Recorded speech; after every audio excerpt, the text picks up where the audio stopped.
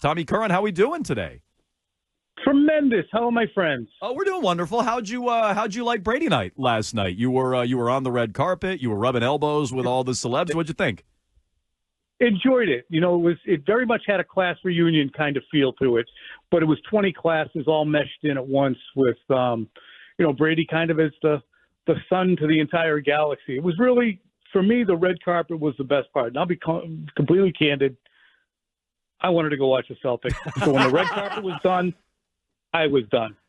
I did my part, and I said, I'll watch the speeches and the conversations and everything else later on because I wanted to get home and watch the Celtics. So I'm a bad guy, but I caught up with everybody I needed to on the red carpet. And but I did think that the vibe of it, Scott Pioli, the former GM, texted me today. He goes, that was excellent. He said it was way better than I thought it would be.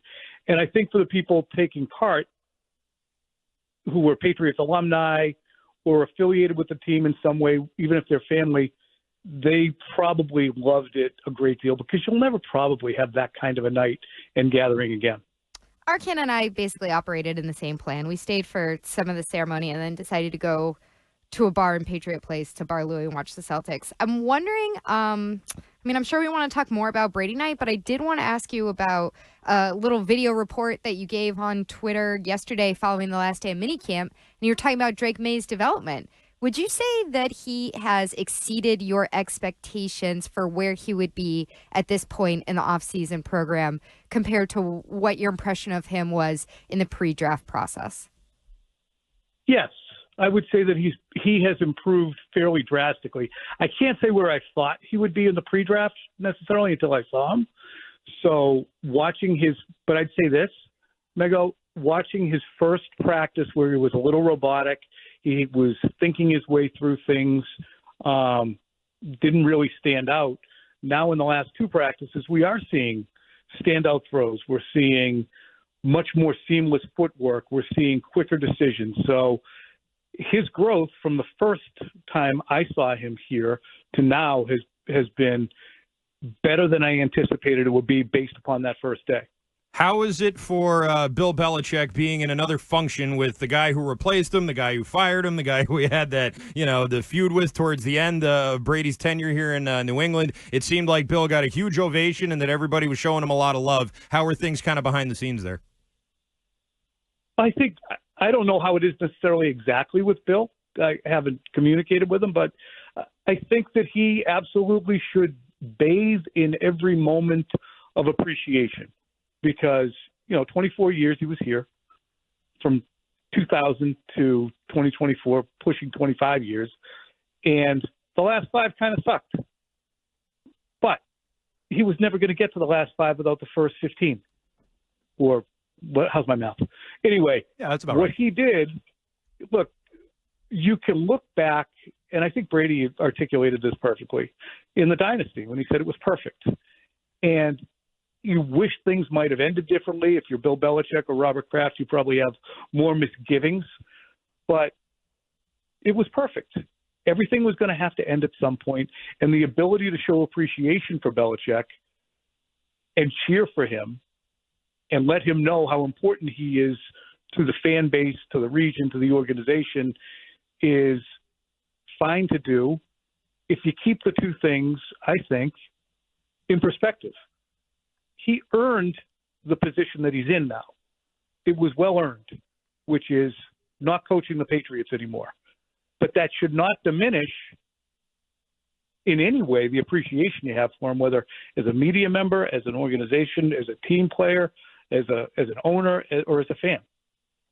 Talking to Tommy Curran, NBC Sports Boston. He joins us every Thursday here on Jones and Mego with Arcand at 3:30. I do want to stick with Brady night for a moment. You said even you wanted to hightail.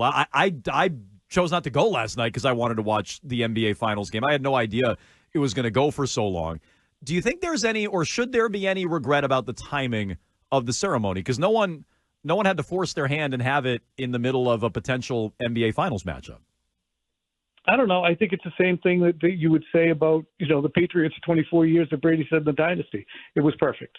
I mean, that's how they would feel.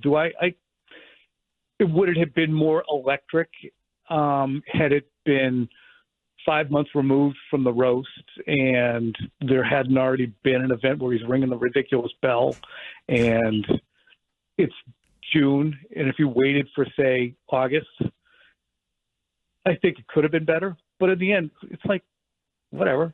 It was still fine. I've got a pretty serious football question for you, Tom. Looking for something. Go ahead. Okay. And sorry to interrupt a little bit there. There was the news last night from the ceremony. Robert Kraft said they're going to build a 12-foot bronze statue, or they're going to unveil it this fall of Brady. Are you nervous at all about what Brady's face is going to look like on that statue? These statues can go so sideways. Who is the soccer player who had Ronaldo. that was a bad one. horrible statue? I mean, they had to be really careful. This is one of the best faces that's ever graced the NFL. How are they going to get it right? Yeah. They're going to have that sketch artist from the Southern District of New York. They're going to consult her. She's the best. And have her. I mean, I would be concerned to an extent. I mean, it's hard to make statues look lifelike. You know, hey, he deserves Michelangelo. Exhume Michelangelo, bring him back. Did you see, Curran, you're a boxing guy, right? Did you see the Hagler one? The Hagler one looks pretty good. Hagler one looks great. Did you see that one? Whoever did that one, that's who they should get to do the Brady one. The Hagler one looks great. Hagler was like the perfect human form in a 5'6" body. I mean, the muscles on that guy are astounding. God bless him. I wonder if it was Armand LaMontagne. He's the guy who did the bird statue that people complained about. But what I would be more interested in is what pose is it? Is it signaling first down? Is it him just standing there stoically with, you know, the long coat on the sidelines? Does it have eye black? All those things. I do find that very interesting. That bird statue was the one of him like squatting, right? Wasn't it? It was like in color, and he was. Yeah, that was a weird statue. I didn't like that one either. You and I know that he is effectively in the triple threat position. That's because true. He can pass, he can shoot, or he can dribble the basketball from there. That's true. Or it looked like he was about to take a dump too, but you know, either way, quadruple threat. Right. With all of this sort of nostalgia in the air, obviously last night, Tommy, and you know, everybody in town, and sort of going through all this. At some point, is there going to be like a moment of closure? Was that maybe it last night, where it's sort of like, okay, now this is all over? I felt like that during the roast. You know, like, okay, they can finally sort of tie this all off now, and then we have another night like this. Is this feeling ever gonna go away? I guess is the question. No, I don't think so, because there's still a Belichick situation that will need resolution when he goes into the Patriots Hall of Fame. Do you wait 5 years for Bill? He's 72. I mean, certainly you probably aren't going to induct him if he's coaching, you know, the Texans or Panthers or whoever next year. Neither of those teams are getting a new coach, most likely. But, you know, what do you do with Bill? Does Bill come back? Does Bill say, that's awesome, that's great, I'm glad I'm in the Patriots Hall of Fame. Have a great time in August. But I would imagine Bill will probably play along. I think he is playing along and enjoying it. I think every time he shows up and the cheers come down, he can just look askance and say, "This is what you wanted, right? You wanted me to be this.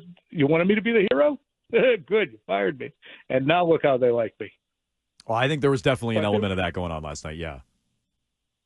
Yeah, it's the only person who was not here indefinitely are the Krafts.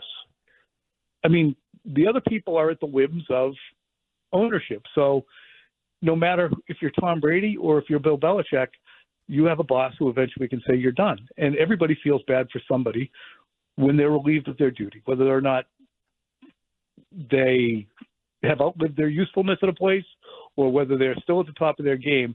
When someone loses their job, there's an outpouring of appreciation for that person. Everybody gets a sheet cake when they retire. Yeah, So, some are going to get are you guys statues. there? Yeah, no, we're here. We're just we're not sure what the pause is today. Yeah, we're trained to give it an extra beat there. So he's Tommy Curran, NBC Sports Boston. You can follow him on Twitter. You can check him out here on WEEI Tuesdays and Thursdays. Tuesdays with Gretchen Fourier, Thursdays at 3:30 here on Jones and Mego.